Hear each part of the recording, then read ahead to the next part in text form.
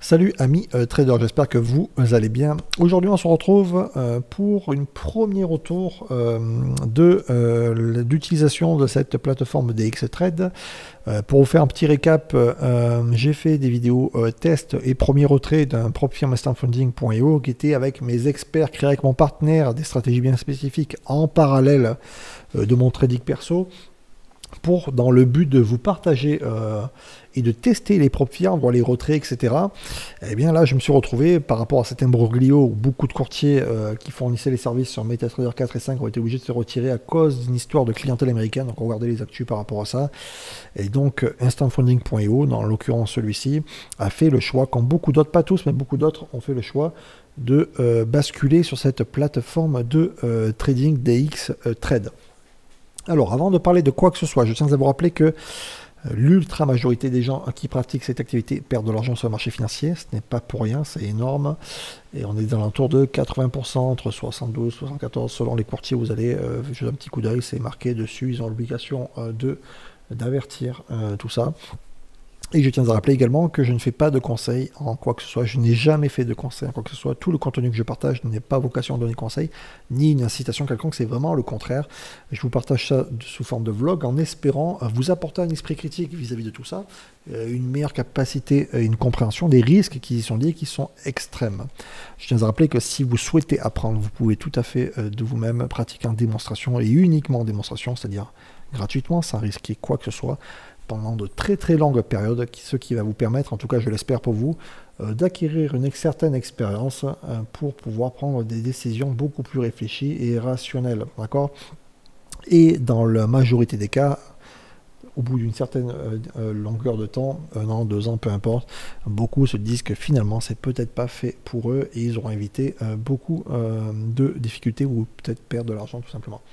Alors, on est sur cette plateforme DXTrade, rien que le nom déjà, ça ne me donnait pas trop envie, mais j'ai été contraint de basculer dessus. Alors il existe apparemment, je n'ai pas encore testé ni regardé, des ponts avec un API qui a été faisable entre MetaTrader 4 et 5 sur DXTrade pour l'utilisation et la copie de certains trades. Okay, à voir dans le temps, mais je reste assez sceptique quand je vois que, par exemple, au niveau de la cotation, première chose que je vois, c'est qu'il n'y a pas de point, virgule et des chiffres. Donc c'est vraiment 38 840 tout court. Également, première chose qu'on peut voir également, le plus petit position qu'on peut prendre, c'est de 1 $, le point. Donc là déjà, il n'y a pas de micro-lot, etc. Donc première contrainte assez évidente comparée à ce que je peux connaître sur MT4, MT5. Bon, rien d'insurmontable, mais bon, quand même, déjà, les conditions sont très variantes. Et beaucoup de critères ont déjà changé. De la plateforme MetaTrader 5 où mes experts ont fait utiliser une stratégie, on passe sur DXTrade où au niveau de la précision on est sur des chiffres ronds, il n'y a pas de point, d'accord. Et au niveau du minimum de prise de position, on est à 1 $, le point. Donc rien que là déjà, ça change beaucoup de choses pour l'application de certaines stratégies. Et voilà. Également, j'ai pas encore trouvé la possibilité de prendre des positions par rapport à un pourcentage du risque de capital. Bref, pour ceux qui tradent, ils comprendront de suite la problématique qu'on peut rencontrer. Alors en soi, on voit bien un lot, un point. En soi, sur le fond, on retrouve par défaut ce qu'on peut trouver sur toutes les plateformes de trading. Hein. Bouton vendre, acheter, d'accord. Un raccourci pour le nombre de lots, on peut le taper directement. La temporalité, d'accord. Alors pareil, hein, on ne peut pas mettre du 2 minutes, de 10 minutes, etc. comme sur MT5. Bon, voilà. On a le choix ici, chandelier japonais, les barres ou la ligne. Ici, c'est des choix où on peut faire apparaître, on peut voir hein, les informations avec le curseur. Voilà, on peut marquer tout simplement, on enlève, d'accord. Je vais le remettre. Ici, on peut retrouver voilà, tout ce qui est les outils les plus simples qu'on peut trouver sur la plupart des plateformes de trading. Hein. Trendline, etc. Voilà, retracement Fibonacci, on peut faire des textes, des notes, tests, pardon, je vais y arriver. Voilà. Et les indicateurs les plus connus, Voilà, donc à voir dans le temps si je peux en mettre d'autres, en rajouter, je ne connais pas. Donc je suis vraiment, je me suis connecté, alors vendredi un tout petit peu, histoire de commencer à tester à temps perdu, parce que je ne trade pas dessus, hein. J'ai scalpé un tout petit peu en 5 minutes le Dow Jones, aujourd'hui, pendant peu de temps, et un petit peu vendredi. Donc voilà, en gros, bon, le capital il est pas très gros, donc du coup, en termes de profit, c'est pas très grand sur 2 petites sessions de scalping, mais bon, voilà.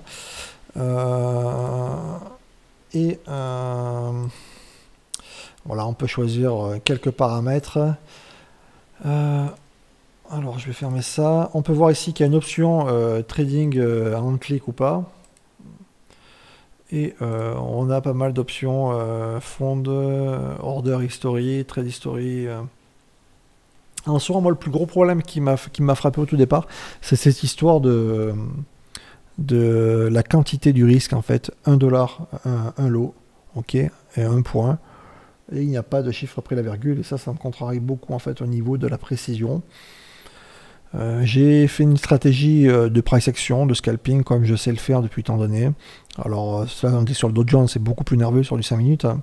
Mais, alors, est-ce qu'on va peut-être voir l'historique si je fais sur ça? Non. Trading dashboard. Ok. Je vais mettre l'historique, c'était vendredi. Voilà.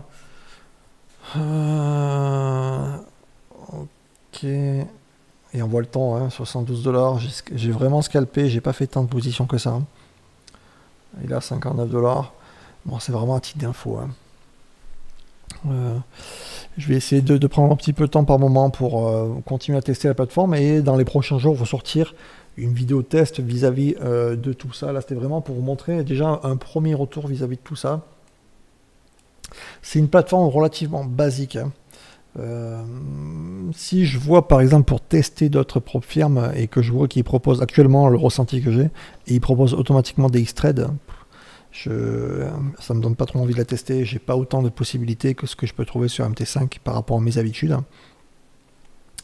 À la rigueur, je préfère 100 fois TradingView et d'autres plateformes que celle-ci pour le moment. Alors à voir, est-ce qu'il y a des choses que je n'ai pas encore trouvées, mais ça reste relativement basique. Par exemple ici, j'aimerais avoir pris une position et déplacer le stop et le TP, chose qui n'a pas été possible lors de mes 2 petites sessions de scalping. J'étais obligé de rentrer le stop loss à la ligne apparaît ici et à la main, sélectionner, rentrer à la main, pour vraiment avoir une sécurité, pour bien respecter mon risk reward. Et j'ai clôturé également à la main. Donc vraiment beaucoup de latence en fait. Pour scalper, c'est vraiment pas l'idéal. En tout cas pour l'instant, c'est pas quelque chose de fantastique. Hein. Voilà. Petit premier retour à compte. Qu'est-ce qu'on peut voir ici ouais, le market, trading journal, trading dashboard, ok. Alors, rien de surprenant. C'est vraiment quelque chose de ultra simple, basique. Et que pour rentrer... à la rigueur, si vraiment d'autres plateformes comme CTrader, qu'on peut voir sur pas mal de brokers aussi, des firmes commencent à l'adopter, CTrader c'est vraiment complet, pratiquement avec beaucoup de choses. Mais celle-ci, navigateur web, c'est un peu compliqué pour le moment.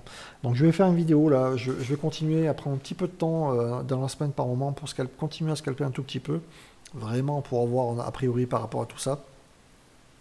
Et je vous ferai un retour plus complet sur tous les paramètres possible que j'aurais pu tester dans la semaine et voilà, je vous ferai un point par rapport à cette plateforme. Voilà. Alors à titre d'info, pareil pour ce qui est de ce compte qui est prédité en réel en propre firme, ben, je sais pas trop ce que je vais en faire.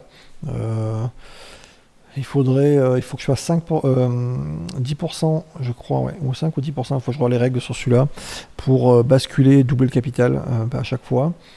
Je sais pas, ouais. Si à la rigueur je peux continuer à utiliser un expert en parallèle de MT5 pour pouvoir l'utiliser dessus, pourquoi pas, mais bon, j'ai pas trop le temps pour le moment de l'utiliser, et surtout que c'est un tout petit capital qui est crédité.